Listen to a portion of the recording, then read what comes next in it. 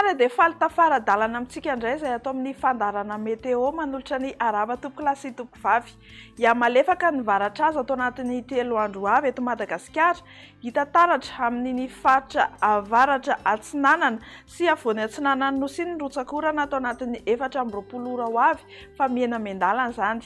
Ho amin'ny rapity zoma fahaenina ny volana Oktobra 2022 ary ho amin'ny maraina dia hisitraka orana tandrifin-drahona malefaka ny amin'ny faritra sy Avasy Analanjorofo tahaka izany koa ny any amin'ny distrikany Nosy sy Sambrano iny Andrahoana na Andrahoana vitsy ny amin'ny ilany Atsinanan'ny Nositsika fa ny ankoatr'izay dia ibalika be ny masoandro. Ho amin'ny rapity sy tolakandro kosa dia mbola hitohy hatrany ny orana tandrifin-drahona any amin'iny faritra Savasy Analanjorofo iny Andrahoana na hifandimby eo ny rahona sy ny masoandro ny any amin'ny faritra sisa.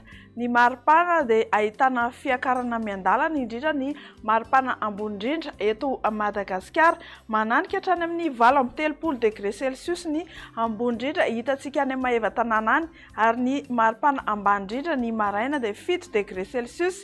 Ho anareo mponina amin'iny faritra Vakinankaratra iny ny sabotsy fafito ny volana Oktobra 2022 indray dia hitohy ny orana tandrifin-drahona any avaratra Atsinanan'ny Madagasikara any ny amin'iny faritra avaratra iny dia Andrahoana na Andrahoana vitsy ny andro.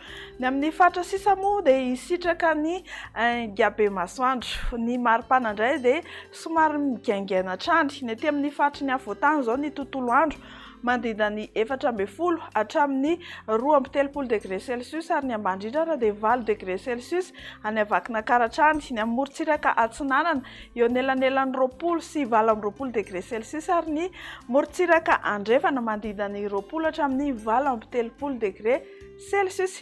Ny alahady fahavalo ny volana Oktobra 2022 indray dia ho maina ny andro amin'ny ankapobeny ny tontolo andro fa iseho izany aorian'ny fizavan'ny andian-javona vao maraina aty amin'ny faritry ny Afoatany Ray Manontolo.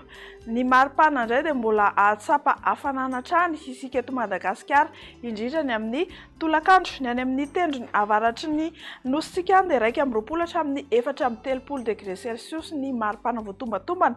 Ny aty amin'ny faritra Atsimo Andrefana sy Atsimo Atsinanana aty dia mandrindra ny 20 hatramin'ny 13 degré Celsius ary any amin'ny faritry Maheva tanàna 20 hatramin'ny 17 degré Celsius.